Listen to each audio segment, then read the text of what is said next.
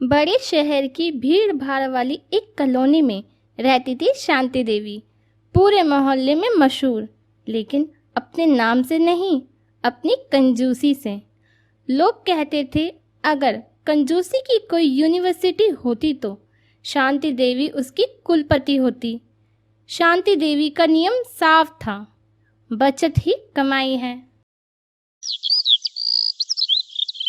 एक दिन उसका बेटा रोहित बोला, माँ, अब मेरी शादी कर दो। मैं भी घर बसाना चाहता हूँ। शादी? हाँ हाँ, लेकिन बहू ऐसी चाहिए जो पैसा बचाना जानती हो। खर्चीली बहू तो इस घर में कदम भी नहीं रखेगी।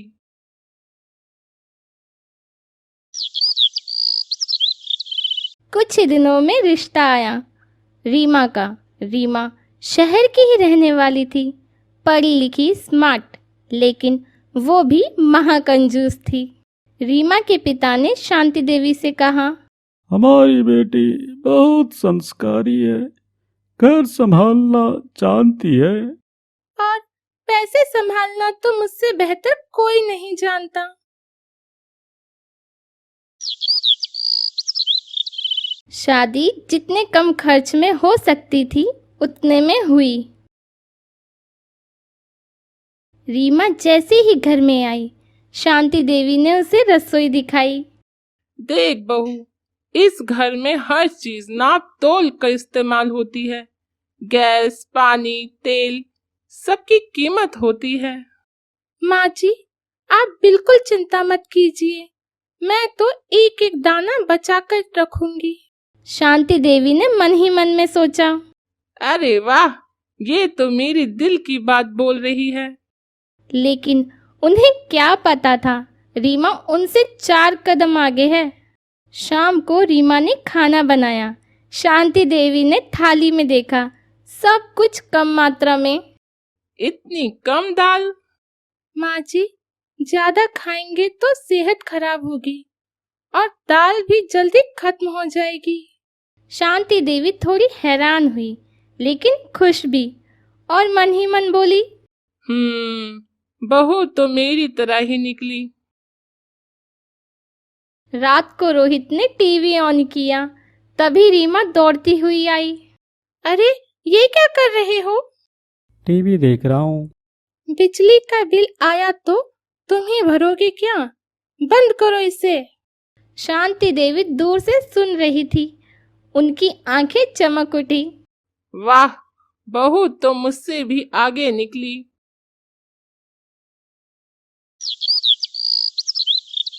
लेकिन अगले दिन ही रीमा ने घर में नया नियम लागू कर दिया। माँ जी, अब से घर में दिन में सिर्फ एक बार पंखा चलेगा, और वो भी आधे घंटे के लिए। शांति देवी चौंकते हुए बोली, क्या? ये तो हद हो गई। माँ जी, बचत करनी है ना। आगे शांति देवी कुछ बोल ना पाई।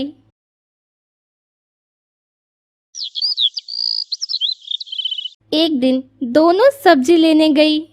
आलू 20 रुपए किलो। 15 में दे दो। तभी रीमा बोलती है, 10 में दो, वरना हम दूसरी दुकान से ले लेंगे। अरे मैडम, घाटा हो जाएगा। तो मत बेचो, हमें कोई जल्दी नहीं है। आखिरकार सब्जी वाले को 12 रुपए में देना ही पड़ा।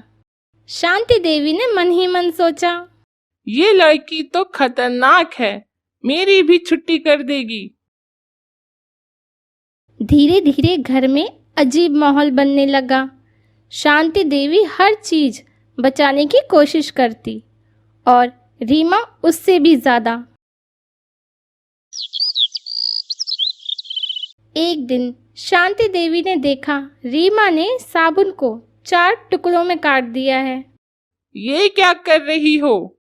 मम्मी जी, पूरा साबुन जल्दी खत्म हो जाता है, छोटे छोटे टुकड़े धीरे धीरे चलते हैं। रीमा की बातें सुनकर शांति देवी चुप रह गई। एक रात खाना खाते समय, बहू, आज सब्जी में नमक कम है। कम नहीं है मम्मी जी, मैंने जानबूझकर डाला है। ज्यादा नमक से पानी ज्यादा पीना पड़ता है और पानी भी तो बचाना है। अब शांति देवी का सब्र टूटने लगा। बहू, बचत अपनी जगह है, लेकिन ये ज्यादा हो रहा है। मम्मी जी, आपने ही तो कहा था हर चीज नाप तोल कर इस्तेमाल होनी चाहिए। अब शांति देवी को एहसास हुआ उन्होंने खुद अपने लिए मुसीबत खड़ी कर ली है।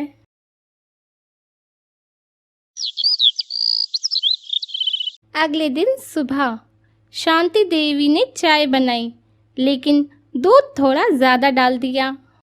मम्मी जी, ये क्या किया आपने? अरे, ये थोड़ा ज्यादा हो गया। नहीं मम्मी जी, ये बर्बादी है। अब से आप चाय नहीं बनाओगी। ये सुनकर शांति देवी गुस्से से लाल हो जाती है। बहू, ये मेरा घर है और अब मैं इस घर की बहू हूँ। दोनों की आंखों में टकराव साफ दिखाई दे रहा था। अब सवाल ये था, क्या कंजूस सास महाकंजूस बहू के सामने टिक पाएगी या ये घर बन जाएगा एक युद्ध का मैदान। घर अब घर कम, कंजूसी की रणभूमि ज्यादा बन चुकी थी। सुबह सुबह रीमा ने फ्रिज खोला और देखा कि शांति देवी ने कल की बची सब्जी फेंक दी। रीमा गुस्से में शांति देवी से बोली, मम्मी जी, आपने खाना क्यों फेंका? खाना खराब हो गया था बहू। थोड़ा सा खराब था, बाकी तो ठीक था। उसे अलग करके खा सकते थे। बहू, ये घर कोई प्रयोगशाला नहीं है। अगर बीमार पड़ गए तो? और ये घर कोई फिजूल खर्ची का अड्डा भी नहीं है। रोहित बीच में फंस गया था। वह दोनों को देख परेशान होकर बोलता है, बस करो आप दोनों, ये घर है, कोई युद्ध का मैदान नहीं। तुम्हारी बीवी हद पार कर रही है और आपकी माँ हर चीज बर्बाद करती है। मुझे ऑफिस जाना है, आप लोग खुद सुलझाओ। रीमा ने एक डायरी निकाली। मम्मी जी, अब से हर खर्च का हिसाब लिखा जाएगा। शांति देवी चौंकते हुए बोली, क्या मतलब? मतलब ये कि कौन कितना खर्च कर रहा है, सबका हिसाब लिखना होगा। अब तो शांति देवी को अपनी ही चाल उल्टी पड़ती दिखी। वह अपने मन में सोचती है, अब इस बहू को सबक सिखाना ही पड़ेगा।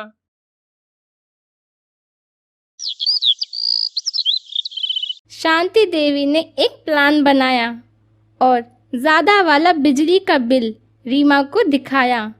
असल में वो पुराना बिल था। देखो बहू, इतना बिल आया है। इतना बिल कैसे आ सकता है? तुम्हारी वजह से तुम ही ज्यादा नियम बना रही हो। तभी रीमा ने बिल ध्यान से देखा और मुस्कुरा दी। मम्मी जी, ये तो पिछले महीने का बिल है।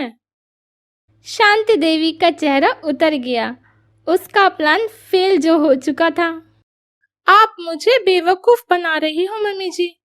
सच बताइए, क्या आप हमेशा से ऐसी ही हैं? शांति देवी चुप हो गई। कुछ देर बाद उन्होंने धीमे स्वर में कहा, हाँ, क्योंकि मैंने गरीबी देखी है, हर पैसे की कीमत समझी है।